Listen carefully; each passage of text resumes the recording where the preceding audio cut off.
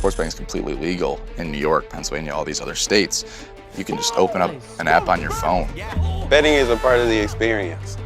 Jake Paul, the professional boxer and YouTuber. He has just launched a new sports betting and media company. It is called Beta. Známy slovenský influencer, ktorý na svojich videokanáloch propaguje hranie počítačových hier a kupovanie lootboxov, už za to dostal pokutu. Úrad varuje, že súčasť pokuty môže byť aj zákaz činnosti. Do you think the industry focuses on young people? Obviously, these big sports books are going to say that, no, of course we don't do that. But I think it's crucial. They wouldn't be able to survive if they weren't targeting young people, because who's going to bet in 20, 30 years? It's going to be these people that they're trying to bring in now. Years ago, before online casinos, if we had a person come in and then they're 24 years old, it was rare. All right. Now the norm, the real norm, it's kids coming in at 17 years old. I don't even have favorite teams anymore, really. It's just whoever I'm betting on. Hazard sa zmenil. Kedysi si musel ísť do herne, postaviť sa k automatu a dúfať, že máš šťastie. Dnes to robíš priamo z domu. Stačí ti mobil, tablet, počítač alebo hodinky. A staviť môžeš doslova na všetko. Na zápas svojho obľúbeného tímu, na výsledok mincového hodu, na to, kto vyhrá vo vojne, na to, či sa Ježiš Kristus vráti do konca roku 2025 na zem. Alebo objavenie mimozemšťanov. Kurzy bývajú okolo 1000:1. A taktiež na to, či sa objaví Lochneská príšera, Bigfoot, dôkaz existencie paranormálnych javov a takto by som mohol pokračovať. Influenceri dnes nepredávajú len merch, predávajú monetizované sľuby, kryptá, tokeny a niekedy aj absolútne nezmysly, premenené na virálne mince, čo nás privádza k Tane. Ako priemerná inteligentná influencerka Tana Mongeau sa rozhodla propagovať len to najlukratívnejšie a najperspektívnejšie, čo trh ponúka. Titscoin. Áno, vlastnú kryptomenu, ktorá mala údajne ľuďom zarábať peniaze. Je to minca, ktorá reprezentovala jej popresie. My ownership in Titscoin just bought me this beautiful Rolls Royce. Get yours now. Má to jediný problém. Tak ako každý kryptoprojekt od youtubera alebo tiktokera skončil nejako takto. Stačí sa pozrieť na graf. Jeden veľký pád. A to nie je náhoda. Od začiatku roku 2021 má takmer každý influencer, celebrita zrazu záhadnú schopnosť odhadnúť trh. V skutočnosti však nerobia nič iné, než predávajú hazard zabalený do marketingu a zarábajú na publiku. Ľudí, ktorí im veria. Ktorí nevedia, že práve vstúpili do kasína. A to je dôvod, prečo sa musíme o tom porozprávať. Dnes už nemusíš tipovať len na šport. Môžeš sadiť na kryptomeny, mýmy, akcie, dokonca aj na to, či svet zanikne do konca tohto roka 2025. Tým, ktorým tento tiket vyjde, tak si výhru asi moc neužijú. A ak sa ti to nepozdáva, stále tu máš starú dobrú ruletu, blackjack alebo automaty. V podstate môžeš sadiť na všetko, či už to existuje alebo nie.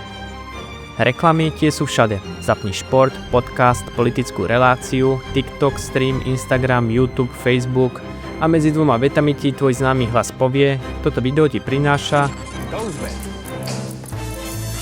Nemáš sa kam schovať. Hazard už nie je len o kasínach. Stal sa súčasťou internetu, hier, sociálnych sietí, dokonca aj našich peňaženiek. A my sme si to sotva všimli. Ako sme sa dostali do bodu, kde sa každý moment života dá premeniť na stávku. Existujú tri hlavné dôvody, prečo sa hazard stal bežnou súčasťou dnešného sveta. A tým prvým a zároveň najzásadnejším je to, že náš každodenný digitálny život sa začal správať ako kasíno. Veľké technologické firmy a vývojári aplikácií si už pred rokmi uvedomili, že mechaniky založené na náhode, odmenách, neistote držia človeka pri obrazovke najdlhšie. A tak začali tieto princípy miešať do všetkého. Do online obchodov, sociálnych sietí, hier, aplikácií. Kdekoľvek, kde sa oplatí udržať používateľa čo najdlhšie. A keď ti to nestačí, môžeš tie virtuálne predmety použiť ako menu v online kasíne. A čo je na tom najhoršie, tento systém nezasiahol len dospelých. Začína sa u detí, napríklad Kinder vajíčko. Vo vnútri máš náhodnú hračku. Kúp si vajíčko, otvor a zistí, čo je vo vnútri. Čo je nového v Kinder Surprise? To je paňa! Keď už sme pri tom Kinder vajíčku, len tak pre zaujímavosť, takto vyzerala jedna z prvých reklám na Kinder vajíčko. Me unscrabbly. Choca-dooby! Doubly choca-dooby! Pop swabble! Toy! Yodel yum and choco scrum with multi-pop swabble toys! Oh, grubbly! Roblox, najväčšia herná platforma pre deti, je doslova preplnená mechanizmami hazardu. Krabičky, losy, odmeny, riziko, náhodnosť, všetko navrhnuté tak, aby mozog dieťaťa zažil ten rovnaký dopamínový výbuch ako dospelý gambler. A to je len začiatok. Okolo týchto hier vznikajú neoficiálne weby, kde sa dá s týmito predmetami naozaj hazardovať o peniaze. A áno, tieto weby používajú aj deti. Niektoré z nich dokonca zarábajú $1000 denne. A hoci sa občas niektoré zatvoria, iné ich okamžite nahradia, pretože napodobniť kasíno je až príliš výhodné. A tento trend už dávno nepatrí do sveta hier. Presunul sa aj do politiky. Vznikli tzv. Prediction markets, predikčné trhy, kde si môžeš staviť na budúce udalosti. Nie na to, kto vyhrá zápas, ale na to, koľko tweetov Elon Musk napíše budúci mesiac. Či bude počas ďalšieho zápasu WNBA hodené dildo na ihrisko, alebo či sa Taylor Swift tento rok zasnúbi. Znie to absurdne, ale tieto stránky ako Polymarket už dnes spracovávajú stávky v hodnote $100 miliónov a robia to úplne legálne, pretože sa vyhovárajú na to, že nie sú kasína. Sú vraj len trhoviska pre predpoveď, prediction markets. A tak môžu umožniť stavky aj ľuďom do 18 rokov. Dokonca sa ukázalo, že niektoré z týchto spoločností majú blízke väzby s politickými elitami. Takže aj keď sa objavia snahy o reguláciu, je ťažké veriť, že niekto bude mať záujem o toto naozaj zastaviť. A ak si myslíš, že to nemôže byť horšie, počkaj, lebo prichádzajú nové startupy ako Cheddar, ktoré spájajú TikTok, Tinder a športové stávky do jednej aplikácie. Ich cieľ? Prilákať mladých od 18 rokov. Hazard je už niečo, čo musíš začať robiť skoro, pretože keď si mladý, tvoj mozog sa ešte len učí, ako reagovať na odmeny a riziko. A oni to vedia. Keď sa hazard stal súčasťou internetu, dlho netrvalo, kým sa dostal aj do sveta financií. A čo je na tom najhoršie, dnes to už ani nevyzerá ako hazard, vyzerá to ako moderné sporenie, ako inovácia. Banky a fintech aplikácie, ktoré kedysi pomáhali ľuďom šetriť, sa dnes menia na zábavné platformy plné odmien, bonusov a súťaží. Presne ako kasína, len v krajšom dizajne. Napríklad v Česku zaviedla Česká spožiteľná do svojej aplikácie funkcie, ktoré pracujú so psychológiou odmeňovania. Programy ako Platím a spožím alebo Moneyback fungujú na podobnom princípe ako herné lootboxy. Čím viac platíš, tým viac vyhrávaš.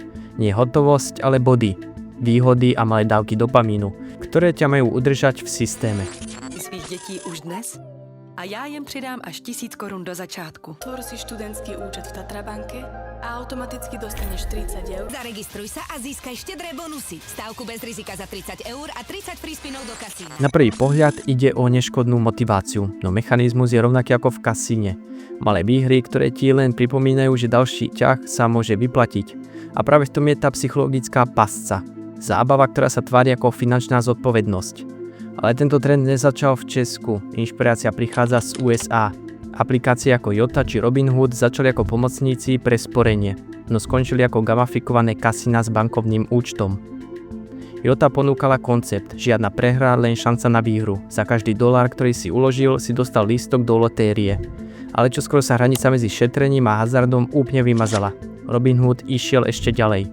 Najprv sa tváril, že pomáha bežným ľuďom investovať. No dnes už otvorené zavádza športové stavkovanie a predikčné trhy. Ich cieľ? Aby si nikdy neopustil ich aplikáciu, aby sa z tvojho sveta financií stal svet risku, adrenalínu a odmien. A podobný posun sledujeme aj u nás. Na Slovensku a v Česku majú aplikácie ako Tipsport, Fortnite či Betano v podstate rovnaký princíp. Sľubujú zábavu a radosť zo hry, ale vo svojej podstate využívajú tie isté mechanizmy ako fintech aplikácie. Denné bonusy, cashbacky, rýchle prenosy, push notifikácie, ktoré ťa lákajú späť. Hazard sa stal súčasťou tvojho mobilného života, rovnako dostupný ako internet banking. A aby toho nebolo málo, dnes sa už aj samotné investičné platformy začínajú správať ako kasína. Burza už nie je miesto, kde sa investuje, je to miesto, kde sa hrá. Na Reddite dominujú komunity ako Wall Street Bets, kde sa neoslavuje rozum, ale riziko. YOLO investing, riskuj všetko, vyhraj veľa, alebo aspoň získaj lajky. A hoci to vyzerá ako revolúcia, v skutočnosti je to len nová verzia starej závislosti. Lebo hazard sa nezmenil, zmenil sa len jeho kabát. Z rulety sa stali grafy, z pokru sa stal trading a z kasína sa stala mobilná aplikácia v tvojom vrecku. Ak banky začali pripomínať kasína, tak kryptomeny sa nimi stali úplne. Všetko to začalo s víziou slobody, s ideou, že Bitcoin oslobodí peniaze od bank, že dá moc späť ľuďom, ale niekde po ceste sa z revolúcie stala hra a z blockchainu stavková kancelária 21. storočia. Dnes už nejde o víziu budúcnosti, ide o to, kto sa stihne nabaliť prvý. Stačí jeden tweet, jedno video, jeden memecoin a stovky tisíc ľudí začnú hádzať peniaze do tokenu, ktorý nemá žiadnu hodnotu, len sľub, že možno vybuchne. Nie je to investícia, je to stávka na emóciu, na virálny trend, na náladu internetu. Weby ako pump.fun ti umožňa vytvoriť vlastnú kryptomenu v priebehu pár sekúnd. Nemusíš byť programátor, stačí ti nápad, vtip alebo len fotka psa. V priebehu pár hodín sa z teba stáva zakladateľ projektu. Zarábaš na poplatkoch, ktoré platia tí, čo sa chytia na háčik. A oni, väčšina z nich prehrá. Nie preto, že by boli hlúpi, ale preto, že hra je od začiatku nastavená proti ním. Podľa dát z analytických portálov len 0,4% všetkých obchodníkov s memecoinami zarobí viac než $10,000. Zvyšok stratí často všetko. Aj keď sa tieto projekty tvária ako súčasť modernej ekonomiky, v skutočnosti len recyklujú ten istý sen, ktorý pred 100 rokmi predávali hazardné domy v Las Vegas. Rýchle zbohatnutie bez práce. Niekedy to dokonca zachádza až do absurdna. Politici, influenceri, dokonca aj celebrity začali vydávať svoje vlastné mince, ako napríklad Trumpcoin alebo Logan Paul CryptoZoo. Každý chce svoj kus blockchainového kasína a keď projekt padol, nikto neniesol zodpovednosť. V kryptosvete totiž neexistuje reklamácia. Aj u nás sa rozmáha trend tzv. Shitcoinov, malých tokenov, ktoré sľubujú obrovské zisky. Ako napríklad Betfin, ktorý som už rozoberal v predchádzajúcom videu Temná stránka YouTube. Všetko nasvedčuje tomu, že je to podvod. V skutočnosti len pumpujú ceny, aby ich tvorcovia mohli odísť s plnými vreckami. Na telegramových a discordových skupinách Slováci aj Češi denne stavkujú na to, ktorý coin exploduje ako ďalší. Niektoré majú názvy ako Slavcoin alebo CZK Inu, len aby pôsobili domácky a dôveryhodne. Ale vo výsledku je to stále to isté, digitálny ruletový stôl, kde sa namiesto šetónov hrá s tokenami, namiesto dílerov s botmi. Kryptomeny dnes nie sú o technológii, len o túžbe po rýchlom víťazstve, o eufórii z rastu grafu, o okamihu, keď sa kurz zdvihne o pár percent. A tvoje telo zaplaví dopamín presne ako pri výhre v automate. A to je ten problém. Blockchain sa mal stať budúcnosťou financií, no stal sa len novou formou hazardu. Bez obmedzení, bez vekových limitov a bez dverí, ktoré by ťa zastavili pri vstupe. Kedysi bol hazard skrytý v zadimených hernách, dnes má vlastné štadióny, logá influencerov a fanúšikov a všetko to vyzerá úplne normálne. Na obrazovke nevidíš varovanie o závislosti, vidíš Tipsport Arénu, Fortuna Ligu, Nikkei Extra Ligu alebo Octagon MMA. Hazard sa stal súčasťou kultúry, je v športe, v zábave, v live streamoch. A čo je najhoršie, už ho ani nevnímame ako hazard.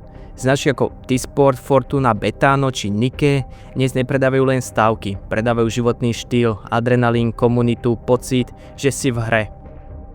Ich reklamy neukazujú prehry, ukazujú úsmevy, priateľov, oslavy gólov a výhry na poslednú minútu. A táto ilúzia je dokonalá. Nie preto, že by bola klamstvom, ale preto, že ukazuje len polovicu reality, tú šťastnejšiu. Influenceri, športovci a komici, všetci zastali tvárami hazardu. DraftKings. Now I know it's a Super Bowl and all, but everyone gets a free bet. Vo videách a podcastoch ti odporúčajú vyskúšaj aplikáciu.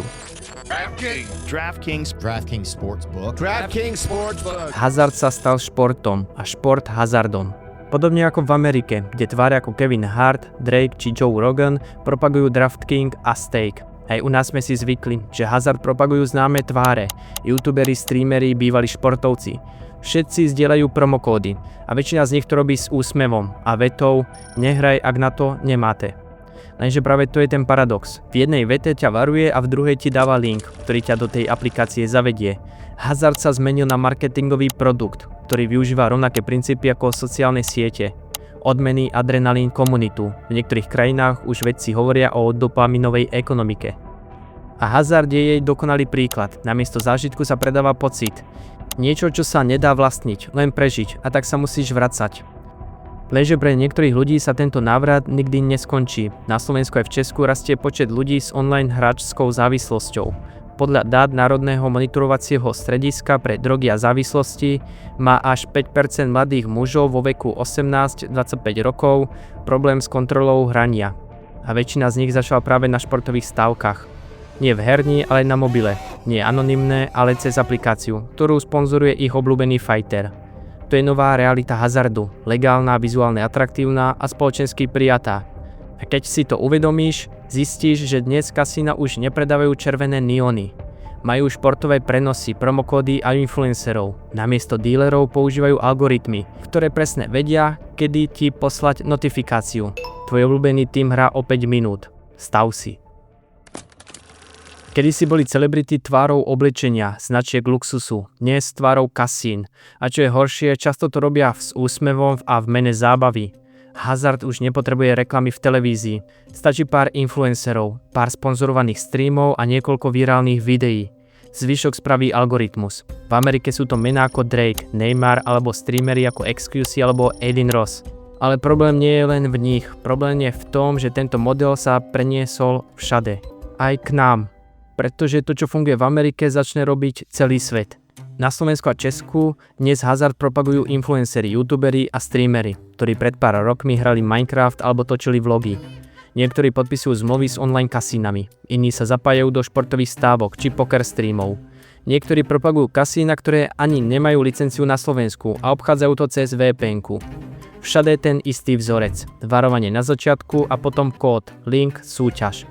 A divák, ten sa necíti oklamaný, veď je to len reklama, ale realita je, že ide o najsofistikovanejšiu formu normalizácie závislosti.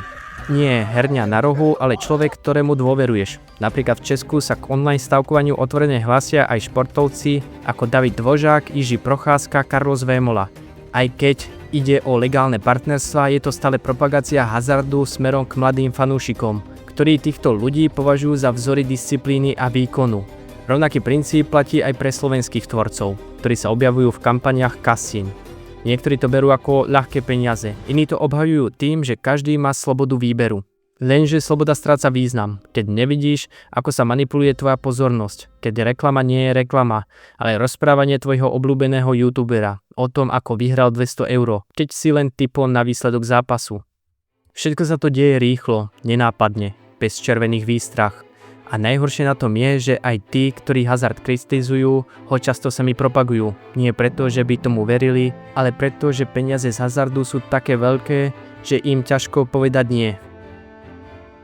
Pred pár rokmi by žiadny influencer neprijal ponuku propagovať kasíno. Dnes je to bežné. Z hazardu sa stal bežný zdroj príjmu pre kreatívcov, rovnako ako merch, sponzorstvo či reklamy na energy drinky. Rozdiel je v tom, že hazard ničí. A možno je to najväčší paradox dneška. Ľudia, ktorí celý život budovali svoj vplyv, sú ochotní ho predať za číslo na zmluve, za bonus kód, za krátkodobý zisk. Hazard už nepotrebuje neonové kasína, má tváre, ktoré sleduješ každý deň. Hazard sa nezmenil, zmenilo sa len to, ako vyzerá. Už to nie sú herné blikajúce automaty, dnes má hazard moderný dizajn, vlastné aplikácie, bonusové kódy a influencerov. Namiesto drobných mincí sa používa kryptomena, namiesto herne tvoj telefón. A čo je na tom najzradnejšie, nikto to už nepovažuje za problém. Stávky, lootboxy, NFT, trading, predikčné trhy. Všetko sa spojilo do jedného nekonečného kolotoča rizika, ktorý sa tvári ako zábava. Hazard už nie je niečo, do čoho musíš vstúpiť. On vstúpi za tebou, do tvojho mobilu, do tvojej bankovej aplikácie, do tvojej obľúbenej hry, do tvojho feedu na TikToku. A to je dôvod, prečo je taký nebezpečný. Nie preto, že by bol zakázaný, ale preto, že je príliš dostupný. Dnes môžeš staviť na výsledok zápasu, na kurz akcie, na cenu kryptomeny, na to, čo povie politik, alebo dokonca na to, či bude zajtra pršať. A všetko sa to deje v rovnakom prostredí, v ktorom scrolluješ, sleduješ videá a rozprávaš sa s priateľmi. Hazard sa stal súčasťou bežného života. Presne tam, kde si to kedysi nikto nevedel predstaviť. Zatiaľ čo politici hovoria o reguláciách a výskumníci varujú pred závislosťou, aplikácie, kasína a sponzori rátajú zisky. Pretože v tejto hre sa nehrá o šťastie, hrá sa o pozornosť. A ten, kto ju získa, vyhráva všetko. Ďakujem za pozornosť.